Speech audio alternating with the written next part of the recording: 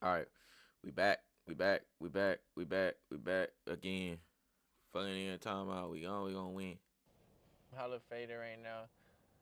Shit's crazy. But the homie's trying to take a double blinker real quick. I'm supposed to go next, but he's trying to take a double blinker. We're going double ribs so we can just one up the homie once and for all and hope that he taps out Cause I'm already done. I'm already done almost, bro. I probably got one more. This might be too much for me though. I'm not gonna cap, but a double rib counts as a blinker in itself.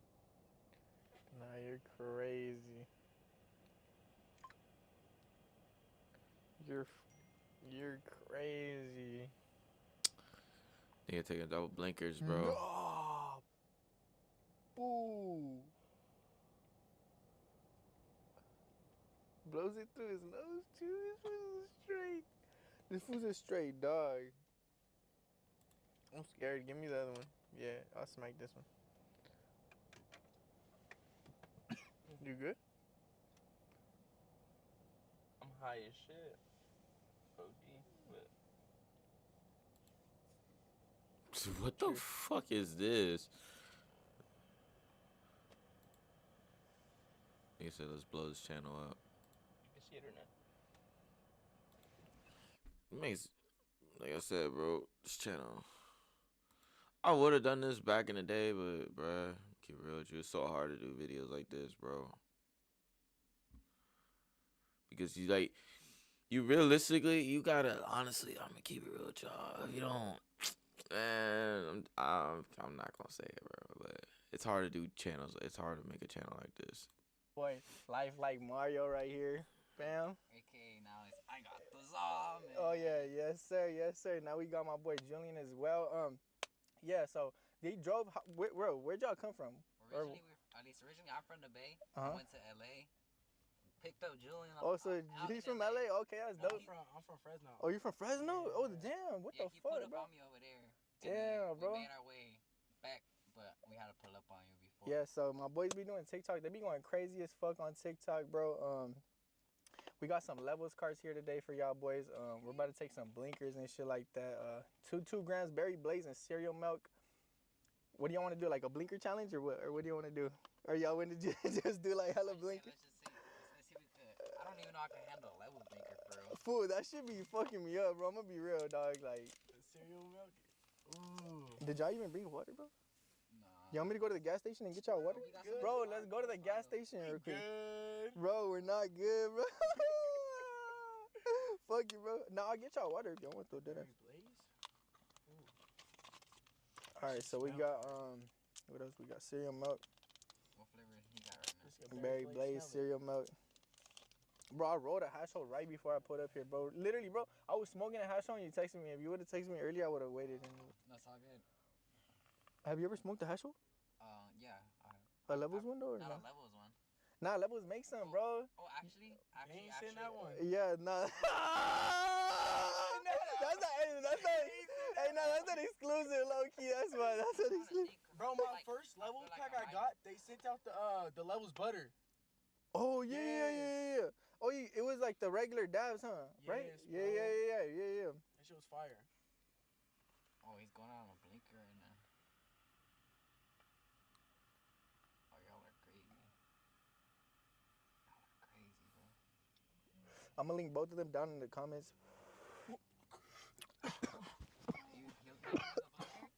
Yep.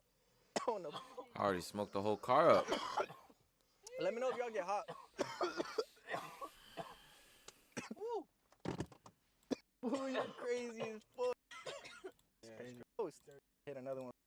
I probably gave away like a total of like 100 levels. Wait, that was 10 seconds. You be just giving them away or making videos about it? I just give them away like randomly. I wouldn't even make a video about it. Like, bro, I just be doing that shit like randomly, like on me. Shit, it's a great way to promote their brand.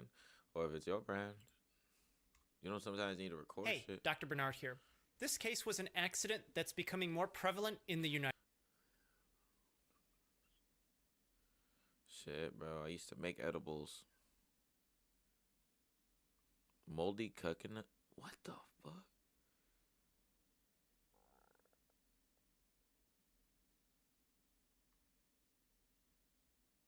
Damn, bro. I hate myself. I'm telling you, Tio just needs to retire. This is Charlie Parsons for the stomping ground. What's up? On the zone. Teofimo Lopez. I'm just going to say, firstly, I think it's about 3 o'clock in the morning, but thank you to you, because the last thing you probably want to do is have a microphone shoved in front of your face, but here you are, still giving me some of your time. No, it's cool. Hey, I knew his dad wasn't a good coach when the dad literally asked the ref in the middle of the fight, what round is it? That's when I said, nah, he lost the fight. I mean, he lost someone told me he lost the fight by the second round, which I think that's too early. But when his dad, if y'all watch the fight, his dad at one point in the corner was literally saying, what round is it? Like, bro, you're supposed to. Now, when I seen that, I was like,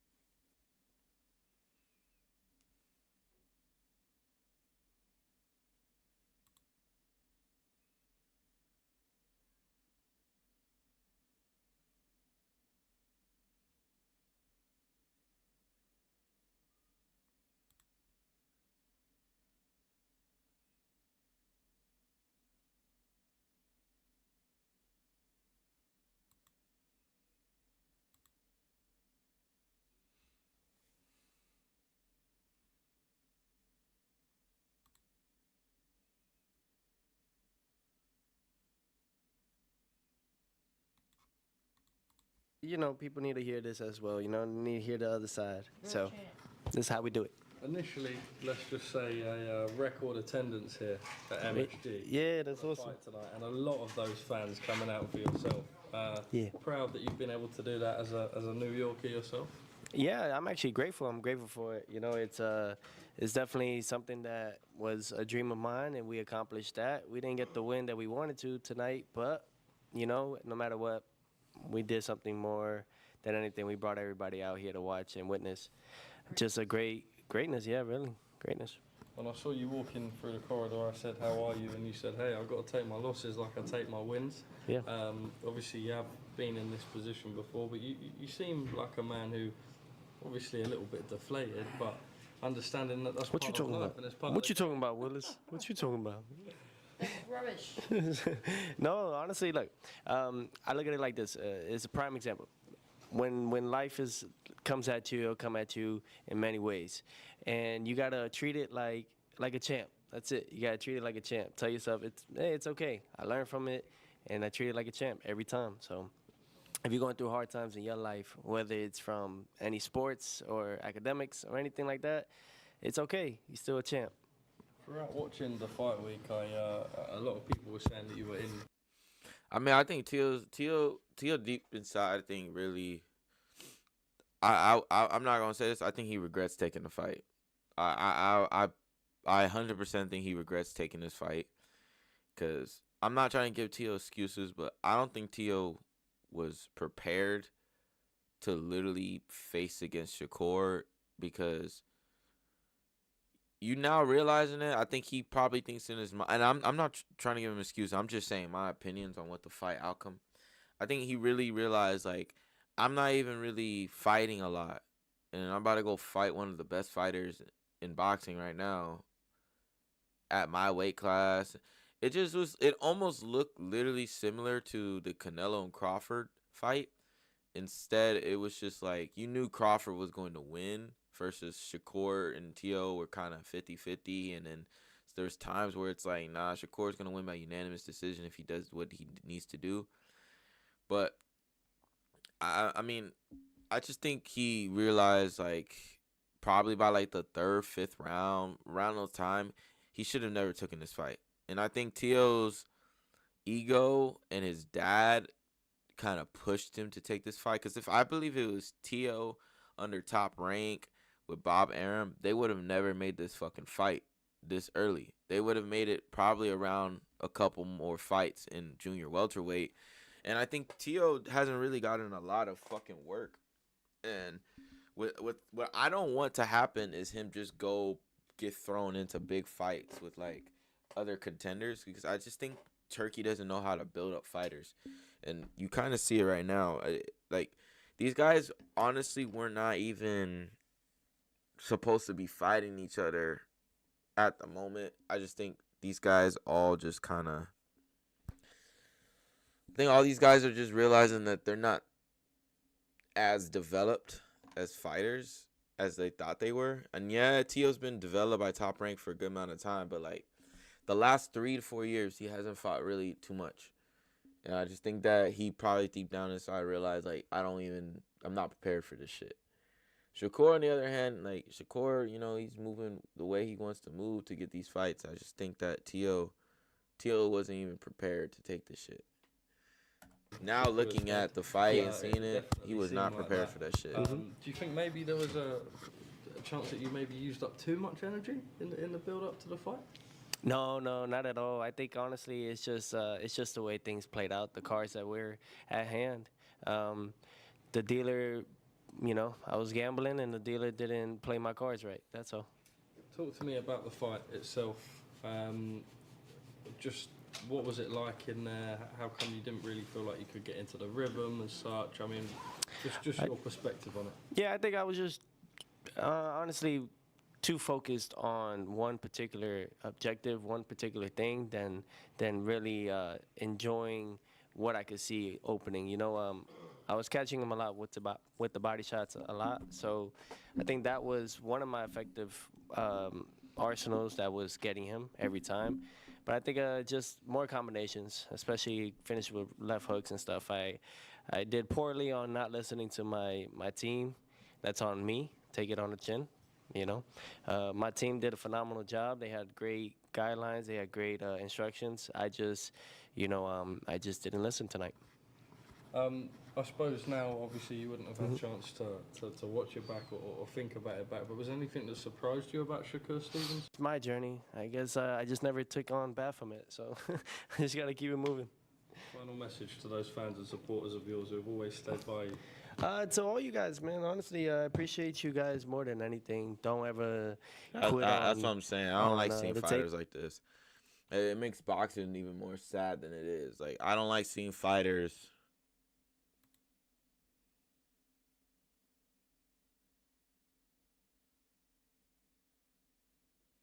I mean, that's my same thing. I fell asleep 3 times too. Like,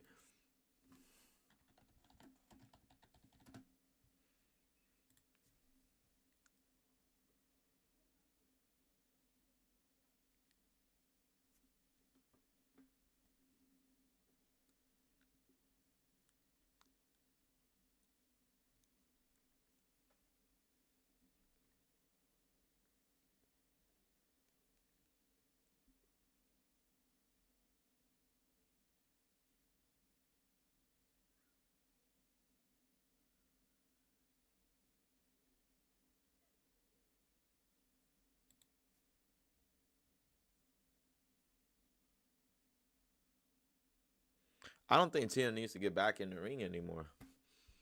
There's no need for him. Who's he? Like, y'all gotta understand, he's made a good amount of money to just really walk away from the sport. And if he didn't,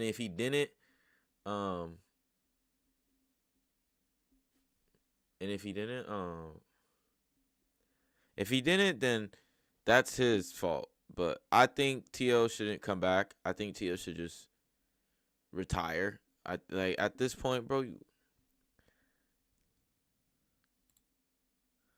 I think he should retire, bro. There's no need for him. There's no need for him to come back, bro. I believe he really should just retire from the sport. Retire from the sport, just say, I give it my all. I put everything into the sport. And yeah, you became a 2-time champion. It's cool. You don't need to be a 3-time, all that shit. Like I said, Tio should just retire. We'll always remember your skill set, but we won't really put you into that caliber of top fighters because you lost to Shakur and just pretty much how the way you lost was just like, come on, like it was just pretty much bad. But in terms of as a person, just retire, bro. There's no need to come back to the sport. I would hate to see Tio come back and then be in a situation where, like, I don't want him to fight Devin Haney. I don't think any of those fights should happen. I think he shouldn't even go up to 147 because look at bro, he's gonna get hurt at 147. 147, they're gonna throw him with some guy who's gonna figure him out, and he's gonna get caught with something, and just like 135 with the Kambosos fight, but it may actually be a knockdown, like for good. Like the nigga may just get hurt, and I just don't think there's a way for him to really come back from this loss. When you get shut out like that against another person, like that, like Shakur, the only way for you to come back is if you're literally levels under him. But you guys weren't like, Shakur wasn't this and Tio wasn't this. So if you guys are looking at like that before this fight, it just shows that you don't really have a boxing knowledge. It was more of like Shakur's literally right here, Tio's right here. Maybe you could see Tio right here. But I think after this fight, there's no way for him to come back into the sport of boxing. You're going to come back and fight either, they're going to put you in with 140 pounders that are either former champions or just guys who are not even near Shakur level. So it's just like, you're not really getting better. And I don't think going up to 147 is the case. I think Tio should just hang it up. Put out that, look, man, I did it all. I gave my all into the sport. I'm gone. Pretty much that's what I would do. Do the same thing that Spence did. Like, just kind of exit the sport without having to make it seem like you're leaving the sport.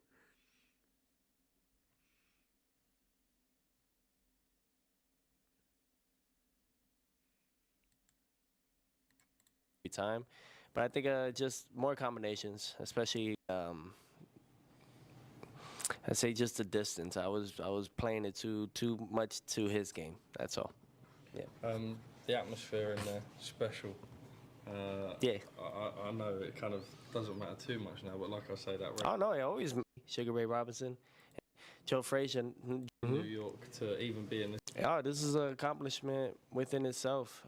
Where do we take it now? We'll see. You know, right now I think for me it's more so of healing this cut and just getting back to the drawing boards. See where we go. See if I move up. See what we do next. Do you give yourself time to reflect and appreciate how well you've done so far in your career? No, not at all. I hate myself for it, but it's part of it. It's just part of the life. You've got to appreciate it as well. I don't appreciate it. That's why. Oh, that's what I'm saying. All that shit, it's sad seeing this, bro. It's sad seeing this, bro. Because he's a talented fighter, but like you just said, he doesn't care about his accomplishments from 135 to 1. He doesn't care. I mean, it's not like he doesn't care. He's just saying it doesn't matter to him. That's why I said, like, nah, I think he deep down wants to just quit. I mean, I wouldn't be mine if he retired. I think he should just retire and just move on from boxing. You don't need to sit here and prove to the people and give people these stupid fights, these entertaining fights, which are not entertaining. We just seen you get your ass beat by a dude who just used his jab, bro. I mean, I'm not gonna keep it. Who just literally used his jab and threw straights once in a while, every time you came inside. So, I don't. I think that I get butchered, and I think God punishes me a lot for it. So I'm just a punching bag to that. Bro. So one day I'll get, maybe one day, but not yet. We appreciate you though, brother. Not yet. These guys appreciate you too. Yeah, no, it's all good. I just never got my fair share. I never did. Not once, man. That's the way you look at it. Not once. But hey, that's just my journey. I guess I just never took on Baphomet, so I just gotta keep it moving. Final message to those fans and supporters of yours who have always stayed by you. To all you guys, man, honestly, I appreciate you guys more than anything. Don't ever quit on the takeover. We'll be back in some way, some form. And nevertheless, God is still real, and You know, I think you guys all know that he's. Tio, I don't think you should come back, bro. I'm just saying this as a fan of boxing. You shouldn't come back, bro. You should just move on from the sport and call it what it is, bro.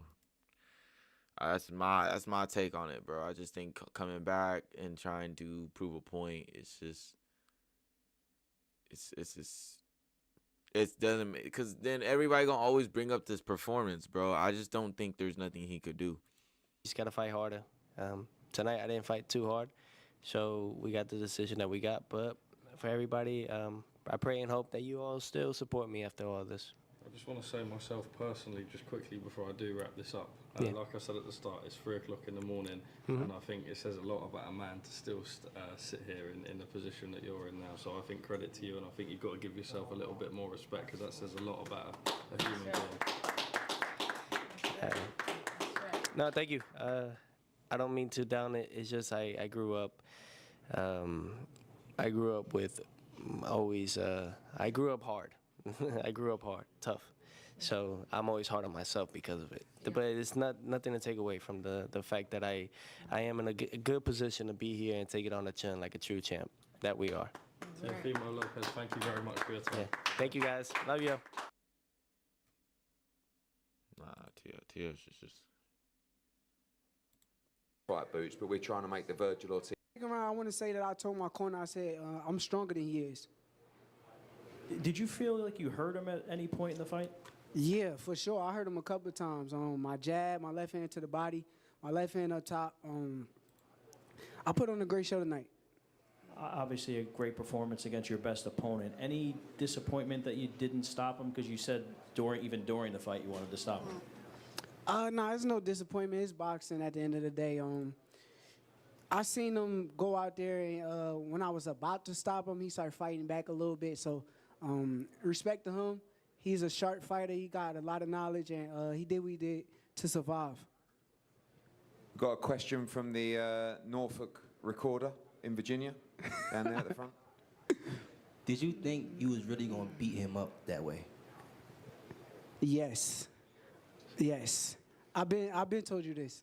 I told you this a minute ago. I said he's not on my level, and To you, like, why? why? I think that I studied them. I've been watching him for years.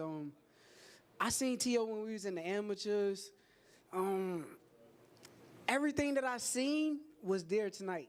Like the things that I kind of saw on tape and on film, it was all in front of me tonight. And there is benefits from watching tape. When we saw Conor being in the ring with you and the idea of you two fighting, for British fans, it would come as a bit of a curveball. You now have 4 different weight world titles, and Conor's not boxed for a world title yet. What's going on between you two? Why is that a fight that you like? I'm into big fights. I like big fights. It's not a big fight, homie. You gotta understand. You going to the UK with a name where you can't sell any. It's not a big fight. Now you banking on fighting people with just that to me is the problem. One of the issues I'm having with this whole situation. Bro, you have to make yourself a big name. It's not I go fuck around and fight Conor Ben, or I go fuck around and fight everybody with a name to make myself bigger, because that's not going to make you bigger. Like Canelo and Crawford, just because Canelo lost to Crawford don't mean that Crawford going to be bigger than Canelo. And if that's what you trying to prove, it don't mean anything, bro. That you beat the dude and then he's not a champion, and then you fuck around and still going to be. To me, it's like, bro, just make a name for yourself at 140, bro, and stop trying to do all that bullshit. And Eddie mentioned that. How does that fight get made then? If he's not going to agree, then we probably don't fight. So he's just wasting time. We'll see. But why can't he do the same thing? Chris Eubank was in the ring. Do you feel like you are the face of boxing right now? For sure.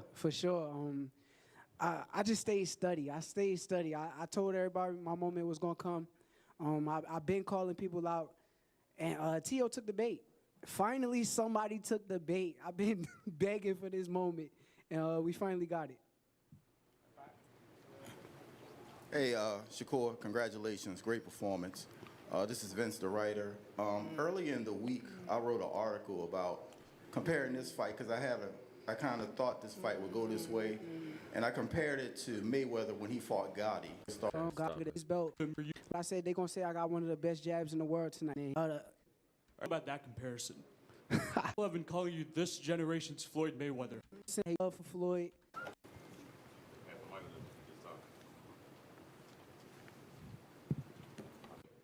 T.O. is a big name. Now that you check that off the box, what's really next for Shakur Stevenson? You know what I'm saying? You're the lineal ring champion at 140. You're the champion with 35. You got options. Like, what's up? I can't tell you right now. I got to go back to the drawing board and I got to get in front of my management team and let them see who is going to bring the biggest money fight and even the legacy. Somebody that's going to bring a legacy-defining fight, and I think that's what matters next.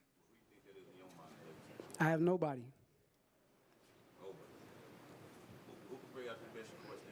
Nobody.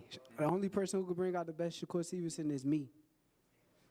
Okay, two more. Shakur's had a long night. Two more questions.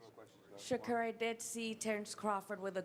Bro, stop asking about Terrence Crawford. Andre, they brought to my guy one of the... Answered all the real questions, and you've made another huge purse. Could you help Jarrell Miller out with a new wig? Yeah, I don't never... I'll let my management... About going to the U. My management team handle it. About going to the UK. Was that an option for you guys to fight Conor Benn? If the money is right.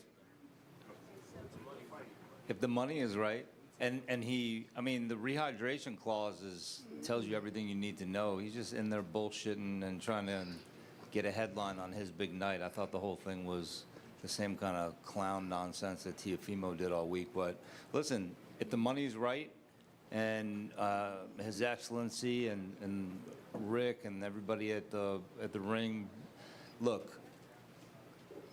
The one thing about Shakur is since he's 19 years old, he's been asking for the best fighters in the world.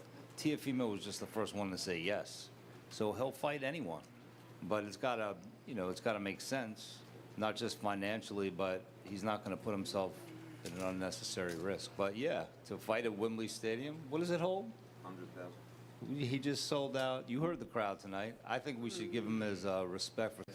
Big round of applause Tonight, and let's relish this first.